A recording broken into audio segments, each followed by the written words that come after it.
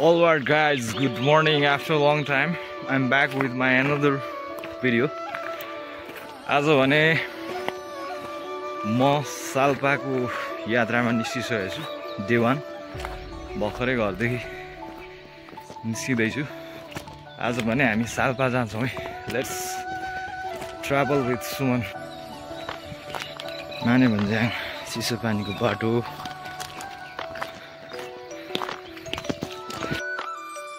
आज शनिबार बिहानै मानेभन्ज्याङ बजारमा चहल पहल छ। प्रत्येक शनिबार यहाँ हटिया लाग्ने गर्दछ। आजको मेरो सालपा सिलिचोको यात्रा मानेभन्ज्याङ बजारबाट सुरु हुनेछ।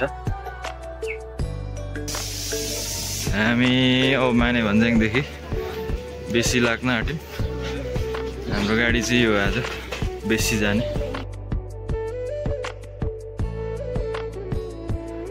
मानेभन्ज्याङबाट मेरो सालपाको यात्रा सुरु भइसकेको छ। मानेभन्ज्याङबाट हेलुवा बेसीसम्म म मानेभन्ज्याङको गाडीमा जानेछु। त्यसपश्चात बुमलिङबाट चाहिँ म गाउँबाट आउने गाडीमा फेरीसम्म जानेछु। आजको मेरो यात्रा मानेभन्ज्याङदेखि फेरीसम्मको हुनेछ। मानेभन्ज्याङ हेलुवा बेसी सडक खण्ड अफरोड भए तापनि सडकमा हिलो छैन। पिच हुने काम भइरहेको छ। हामी हेलुवा बेसी आइपुग्न लाग्यौँ। अबको केही समयमा हामी हेलुवा बेसी पुग्नेछौँ।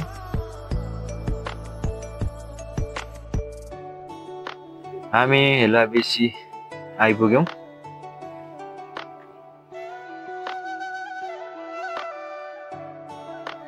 हामी मानेभन्ज्याङबाट चाहिँ हेलुवा बेसीसम्म मात्र आएको थियौँ। तर हामी केही बेर सल्लाह गरेर फेरि हेलुवा बेसीबाट पनि तल 26 पुलसम्म गाडीमै जाने निर्णय गऱ्यौँ। अनफर्चुनेटली बाटो उदो बिग्रिएर छ। हाम्रो यात्रा यहाँसम्म नै रह्यो गाडीको। अब पारी चाहिँ म हिँड्दै तर्छु। त्यस पछाडि गाउँबाट आएको गाडीमा हामी सालपा जान्छौँ। ठुल्दाइले गाडी फर्काउँदै हुनुहुन्छ। हामी चाहिँ यहाँसम्म मात्र गाडीमा झऱ्यो। उदो बाटो बन्द रहेछ। यता यो चाहिँ 26 पुल हेलुवा बेसी र बुमलिङ 26 जोड्ने हेलुवा बेसीको अरुणमा रहेको पुल। अरुण नदी सप्तकोशीको शाखा नदीहरूमध्येको एउटा एक ठुलो नदी हो अरुण नदी। तिब्बतबाटै आउँछ यो अरुण नदी। हिजो र अस्तिको दिन चाहिँ एकदमै ठुलो पानी परेको थियो। त्यही भएर केही मात्रामा पहिले भन्दा चाहिँ बढिरहेको छ। 26 को पुल धरि सक्न आँटे। अब म सङ्खसभा जिल्लाको खातबारी नगरपालिका 10 नम्बर वार्डलाई छोडेर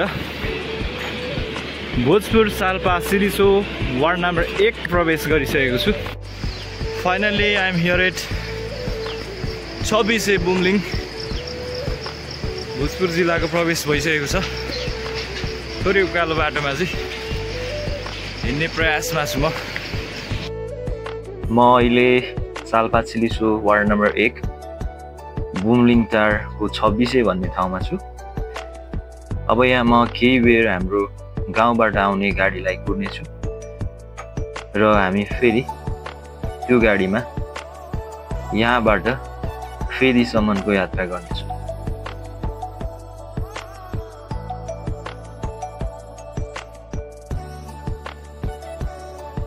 पुनः बुमलिङबाट पनि फेरि हाम्रो यात्रा सुरु भइसकेको छ। यहाँबाट भने बाटो एकदमै धेरै अफरोड छ। अफरोड बाटोमा हल्लिँदै जिस्किँदै हामी जाँदैछौँ।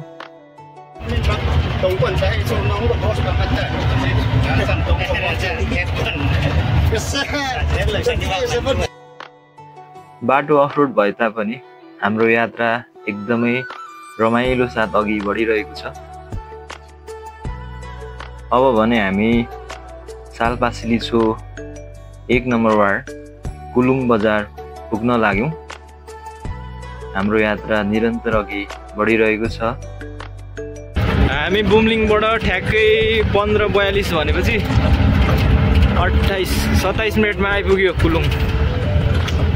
हाम्रो यात्रा निरन्तर चलिरहेको अवस्था हो।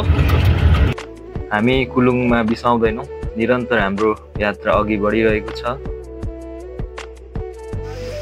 ओके गाइज, हामी चाहिँ अहिले ठ्याक्कै यो पक्कुवा खोला भन्ने ठाउँमा आइपुगेका छौँ।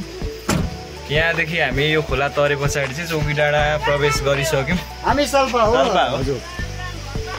पछाडि गाडीमा भएर चाहिँ भिडियोहरू लिन सकिएको छैन। यो पक्कुवा खोला तरेर चाहिँ हामी चौकी डाँडाको प्रवेश गरिसकेका छौँ। बसाइ यहाँ छ, गाह्रो छ। हाम्रो काका हुनुहुन्छ, यो त हाम्रो भाइको नाम के अरे? म नेसर राई हो। नेसर राई, गुड। म फेरि हेर्छौँ केटा पनि हो कि 2-4 शब्द जाओस् न त भाइ। ओके हो, नबोल्नु? ल, हामी चौकी डाँडा प्रवेश गरिसकेका छौँ। हाम्रो यात्रा अफ रोडमै भए तापनि एकदमै रमाइलो साथ अघि बढिरहेको छ, हाँस्दै जिस्किँदै। आज भने म फेदीसम्म मात्र जानेछु, उहाँहरू चाहिँ फेदीदेखि माथि बेलबर्डेसम्म जानुहुनेछ। ल, अहिले हामी तिनताममा भन्ने ठाउँ आइपुगेका छौँ। सिन्डो चोक तिनताममाको। अहिले भने हामी तिनताममा भन्ने ठाउँ आइपुगेका छौँ। अब हामी यहाँ केही बेर बस्छौँ।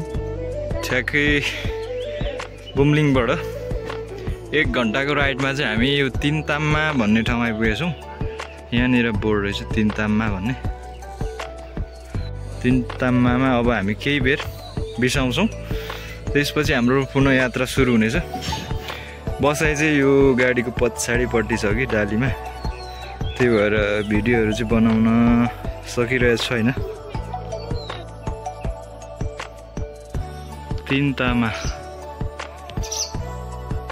तिनतामा भन्ने ठाउँमा छौँ अहिले हामी। यहाँ चाहिँ एउटा सिन्डोको मूर्ति बनाइएको रहेछ तिनताममा बजारको बिचमा। खुसीको कुरा चाहिँ मकालु टेक्निकल इन्स्टिच्युट, यो हाम्रो संस्थाको ब्यानर पनि यहाँ रहेछ। तिनतामामा पनि हाम्रो संस्थाको ब्यानर टालेको देख्दा चाहिँ खुसी लाग्यो है मलाई चाहिँ। अबको हाम्रो यात्रा यही बाटो हुँदै अगाडि बढ्नेछ। तिनतामाबाट पनि हाम्रो यात्रा अघि बढिसकेको छ। बाटो एकदमै अफरोड छ, बिस्तार बिस्तार हामी अघि बढ्दैछौँ।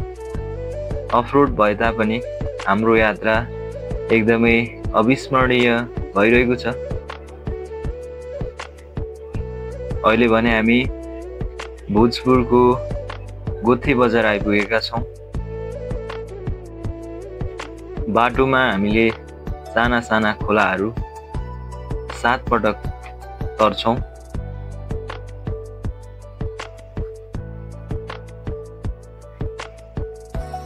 अफरोड बाटो एकदमै धेरै धुलो छ, त्यही पनि हामी एकदम उत्साहित छौँ साल्पा पुग्नलाई। तसर्थ हाम्रो यात्रा एकदमै रमाइलो साथ अघि बढिरहेको छ। अब भने हामी फेदीको नजिकै पुगिसकेका छौँ। केही समयमा हामी फेदी पुग्नेछौँ। साल्पा सिलिचो गाउँपालिका 5 फेदी। ओके, बुमलिङबाट 3.5 घन्टाको राइड पछाडि फेदीमा ठक्कै हामी अहिले 1:41मा आइपुगेका छौँ। दिस इज फेदी। आजको पहिलो दिनको यात्रा मेरो यही फेदीसम्म मात्र रहनेछ। आज म यही फेदीमा बस्नेछु। भोलि हामी फेदीबाट विद्यार्थीहरूसँग साल्पासम्मको यात्रा गर्नेछौँ।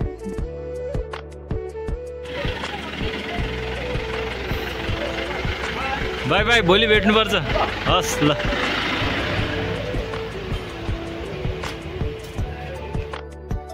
यो फेदी गाउँ 2टा खोलाको बिचमा एकदम सुन्दर बाक्लो बस्ती छ।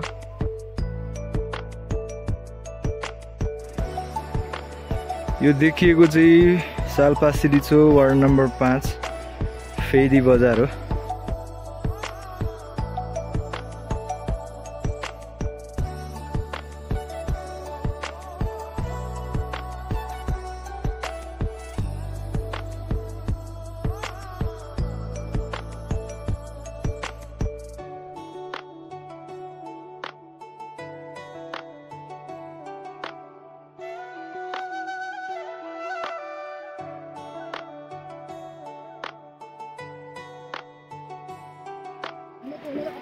यो माथि देखिएको चाहिँ माथिल्लो बिङमा भन्ने गाउँ रहेछ। कस्तो राम्रो गाउँ रहेछ क्या यतातिर।